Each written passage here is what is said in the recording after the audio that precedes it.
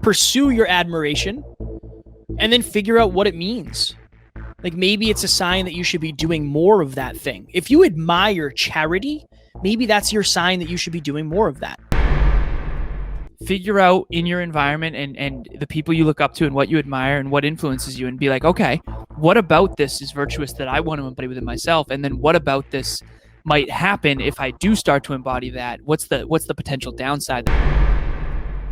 Ladies and gentlemen, welcome back to another very special, as always, episode of Next Level University. We hope you enjoyed our latest episode. It was last week's live podcast. You cannot get to the next level without next level habits. Today, for episode number 688, what your admiration actually means. So if you're listening to this, this is actually a re-recording, because Alan and I already did this episode, but the audio was brutal. It sounded like we were in a yellow tin submarine somewhere in the Atlantic Ocean. So we are redoing this. And if you're watching this on YouTube, it looks like I am being shot through a potato because my webcam is garbage.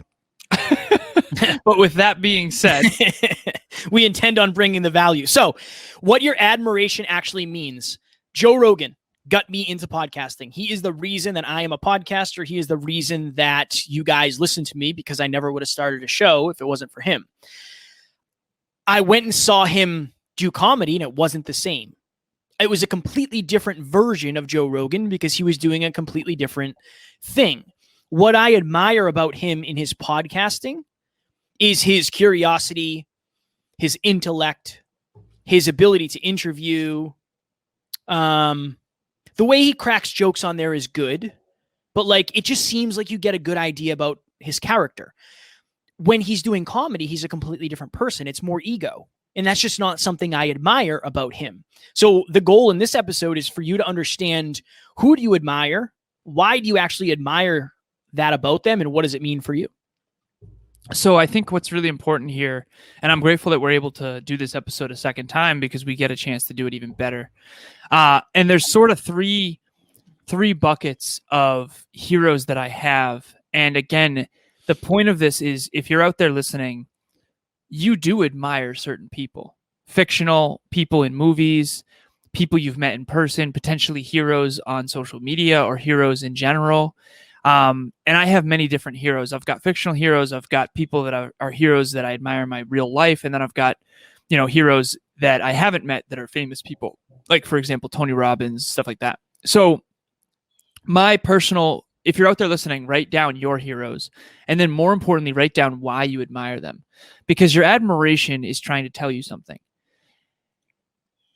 Our admiration, whatever it is that you admire, I believe is the soul's recognition of something you want to embody more of. So, for example, if I were to see, I remember this one time, I saw Kevin donate $100 to a scholarship to a young woman trying to go to college, and that moved me. And it was $100 that he didn't have at the time. We weren't doing as well in business back then, but he still did that. And it meant the world. She later messaged us and all that. But I remember when I saw that, I admired that in Kevin. And I think that admiration can tell me something about myself. That admiration means, okay, I want to be more generous. That admiration means I believe deeply in education. That admiration means giving even when you don't have a lot is something that's a core value of mine. So there's so much that you can learn about yourself in admiration. So for example, and this is a stupid little thing, but it's important. When I was younger, I admired Iron Man more than Captain America. I liked them both, but Iron Man was who I liked his intellect. I liked how confident he was. Now, later in my life, as I've grown and evolved, I actually value Captain America more, his nobility and his humility. And, how he was the little guy. And now that he has strength, he still has compassion for the little guy. And I think that, or the little girl, depending. And I think that that's the thing is, like, as you grow and evolve, there's just so much to learn in what you admire. And the last piece here is, what do you admire? Yes. Who do you admire and why? The other thing we talked about was, what do you envy? And then what can you learn about that envy? So if you envy someone with a Mercedes-Benz, maybe you want a Mercedes-Benz. Or maybe you want the status that comes with a Mercedes-Benz. So you got to dig into this. Everything's an opportunity to learn more about yourself, and that's what this episode's about. And if you look back, so I think the example I used when we originally recorded this is Sean Thornton was one of the enforcers for the Boston Bruins, a hockey team. So we live in Massachusetts. And I used to be like huge fan of hockey. Like I didn't miss a game. I went to like 15 games a year. Like I loved hockey. It was my favorite sport. And he was my favorite player, not because he was the best player on the ice. More often than not, he was, I don't want to say the worst, but like he wasn't the best. I respected him because he stood up for his teammates. He stood up for his teammates. He would drop the gloves with anybody, and he was tough, but he was also very as noble as you can be when you fight for a living. Like he wouldn't hit somebody when they went down. Like he followed the unwritten rules of fighting, which I always really appreciated. And then like Tara, I don't know if you've ever heard of Arrow. Have you ever heard of Arrow, Green Arrow? But I think it's Marvel or whatever, one of those things. We're watching it on Netflix, and I told you about this guy. This guy is jacked. Like, I was like, Taryn, if you left me for him, I'd be like, go you. Like, strong work, good for you. But his attitude is always like, I just have to get better. Like, that's literally his attitude is like, I'll take care of it. I'll get better. I have to get better. It's my fault. It's my responsibility. Like, I admire that, and I think that's. I mean, why don't I like Keeping Up with the Kardashians? Because I don't admire what they're about. Right. Exactly. That's all. That doesn't make them bad people. I just don't admire drama. I don't admire needing attention for drama. Like that's just not the way I'm wired. So I think it's important to understand, looking back in your past, who have you admired and why? And then I also think it's important now to look back and say like, okay, these are the people I admired, but now with a new sense of awareness, what was actually real about those people. Yeah, that's another really important piece. So when we were in the studio on Monday before recording and now re-recording this, I took Kevin through. I think there's something to admire in everyone. I'm gonna never forget when I heard this. It was actually Jarek. I did some coaching. I was fitness coaching Jarek for a little while, and he ended up saying that everyone is a warning and an example. Everyone, and I think of that often, and it's so valuable. Everyone is a warning and an example. In other words, everyone has strengths and weaknesses. So, for example, my mother, a super thoughtful and thorough human being, constantly figuring out how she can do little things to make other people's lives better. Kevin, extremely hardworking, extremely generous, extremely humble. And I think that when you start to look at the people you do admire, you also got to look at the character traits specifically that you admire in them, so that you can, I think that each of us should look at our life and look at who has had influence over us. Because, okay, random example, Achilles from Troy. If you've seen the movie Troy, for some reason, that character, the legacy focus of that character has always resonated with me. I gotta feel like that's for a reason. The Rock in Walking Tall, for sure. If you've not seen that movie, he's just he sticks up for people who are being bullied. And again, walking tall, doing what's right even when it's hard. Captain America, the humility, or Iron Man with the intellect, or Sherlock Holmes, the observation skills and the deductive reasoning. So, and then you can go through my heroes in Greg Plitt, his tenacity, or Jim Rohn, his storytelling, and he's also really funny, I think. Tony Robbins, his desire to serve is so freaking high. So high. Even though he might not be perfect, no one is. His desire to serve is so unreasonably consistent. A shameless plug too. These guys are the absolute real deal. For anyone who's listening to this, Kevin and Alan are the realest guys. They're going to go so far, and they're so early in their journey still, because I just know how far they have to go.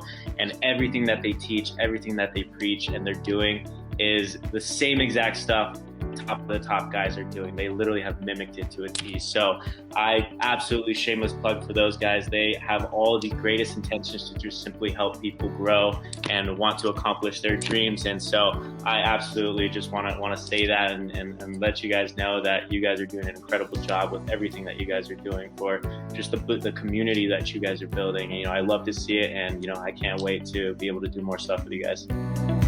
Or Darren Hardy, consistency, unbelievably consistent and practical. And his ability, again, he's not perfect. I don't love everything. Warning and an example.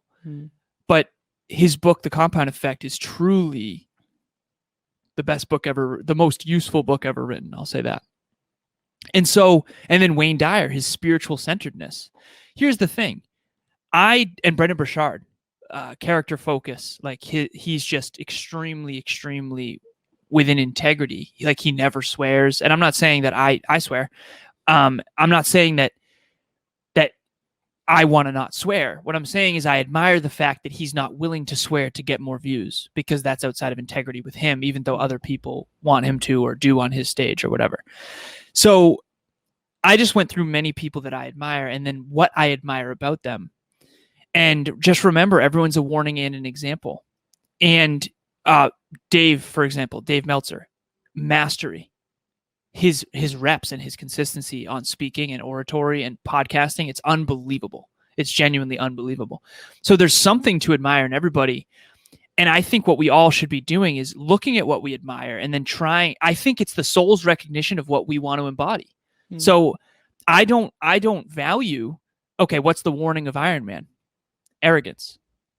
What's the warning of Captain America? Martyrdom. Dying at the expense of trying to help and save everybody else. What's the warning of all these other people? There's a pro and a con to everything. Self-confidence is a good thing, but guess what's the warning? Arrogance, which I would define as when your confidence drastically exceeds your competence. And so I think that's the key, is like, be like a sponge. Figure out in your environment and the people you look up to and what you admire and what influences you, and be like, okay, what about this is virtuous that I want to embody within myself? And then what about this might happen if I do start to embody that? What's the potential downside that I can mitigate in advance? And then you can always try to adopt or get rid of things that you don't admire. You and I have had so many hard conversations about character and saying like, hey, I think if we want to get to the next level, this is something that we have to shift of like, whatever. We just call it low frequency conversation of like, hey, we can't talk like that anymore.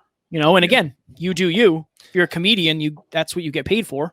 And it's not that we can't, it's that we no longer want to, based on who we aspire to be. And I think that's an important distinction, is you don't have to be what anyone else wants you to be. If you want to say low vibe jokes, that's fine for you if that's what you want. Yeah. But Kevin and I have realized as we've grown and evolved, like, we want to be better than that. Yeah. And I swear, trust me, like, Alan, I swear. I'm not against swearing.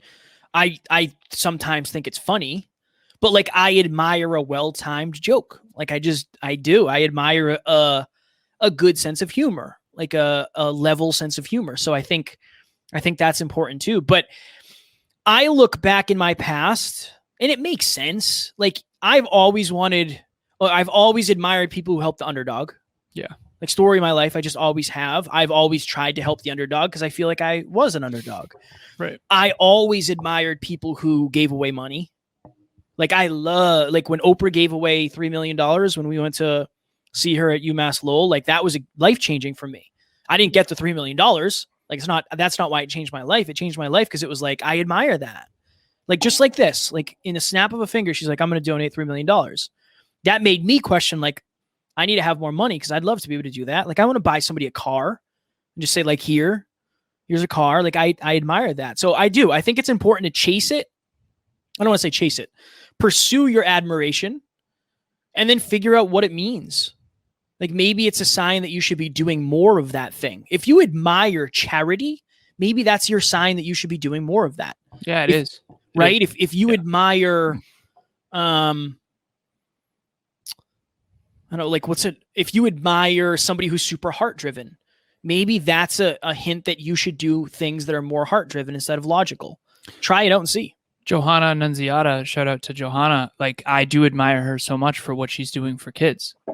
Like her coach, like she's a basketball coach and she teaches English at high school. It's like, dude, you can tell I admire her. Just because she's so focused on helping kids, you know? And so what does that tell about me? That means that I want to do more of that. And we just spoke to kids last week. So there's so much to learn in admiration and in envy too. I mean, in some ways, you envy Oprah for her ability to do that. That's okay. That means you want to be wealthy. It means you want to be more wealthy so that you can give more, so that you can become more, so that you can change the world more. I admire Steve Jobs for his vision of what could be. I admire Elon Musk for his out-of-box thinking. You know, there's so much to learn from what you admire. And there's so much to admire. I think we so often look at what's not great, and sometimes we overlook what is great. And I think it's important to, figure out what you admire and then work on embodying more and more and more of it. I think it's important. And then be careful what you admire too. Because here's the very last little warning I'll say. If you admire someone because they're wealthy, be careful, because you might also end up with their character. Because you have to cherry pick what you admire, because there's certain things about Steve Jobs, and I'll be transparent. He was my hero since I was 14. I saw the 2005 Stanford address, and best speech ever, in my opinion, genuinely best speech ever written, I believe. And if you haven't listened to it, go check that out. But like, there's certain things about Steve Jobs that I don't admire.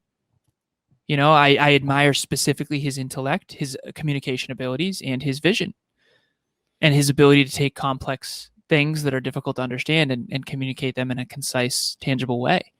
But if I wasn't specific about what I admire, I might embody more of what Steve Jobs is, and it might not be congruent for me. So that's another important piece. Yeah, I think we said this on the other episode, the before we re-recorded it.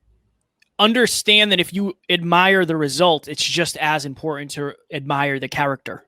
I'd rather admire somebody's character over their results. For sure. Because you don't know you don't know how they got the results. If you know somebody's a certain type of way, like, you can admire and pursue that. The results, there's a million different ways to get $1 million. It's more than a million ways. So I think that is an important distinction. Ladies and gentlemen, as you can see, if you're watching this on YouTube, if you're not, you'll hear me say it. Alan and I both have some one-on-one coaching spots available. Alan is Peak Performance Business. I would say Alan is in the business of helping you get to the next level. So even if you're not necessarily a business owner, I do think you have a lot to offer in that regard. And if you are looking to grow, if you're looking to start a podcast, if you've never started it, I can definitely help you grow, scale, monetize, any of that stuff. Please reach out. I have 3 new clients starting in September. It's been a busy year for the kids. And the NLU team has asked me to do this. Crystal, shout out to you in particular. Next Level Book Club. Every Saturday, 12:30 p.m. Eastern Standard Time. DM me, not Kevin. DM me. No, I'm just joking. You can DM either of us. Let us know that you want in on Book Club. We've got a specific WhatsApp chat going. Book Club's been tremendous. We're reading the 15 Invaluable Laws of Growth. I just want to say, you do not have to have read up to now. You can come in anytime. I think that's a huge thing, is like showing up to class not having read the whole book. Like, we're doing one chapter at a time, and these chapters can be read in a vacuum. It's not a big deal. Like, you can read one chapter. There's like 20 pages each, not even. Even if you didn't read the book, you can still join in on the discussion. So, and you don't have to participate. You don't, yeah. Like, if you join and you're like, okay, this is, a little bit out of my comfort zone, join for the conversation, get to know the people, and then you can introduce yourself later. Yeah, there's a lot of people that don't. They keep their mic off and their camera off, and they just listen in. Nothing wrong with that.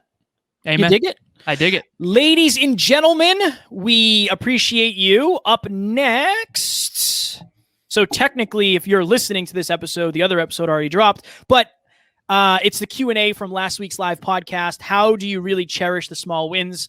I know that Alan and I have seen this a lot with clients, that people focus mostly on the losses and they don't focus enough on the small wins that add up to the big wins. So we talked about that in the Q&A. We love you. We appreciate you. And as always, we do not have fans. We have family. We'll talk to you tomorrow.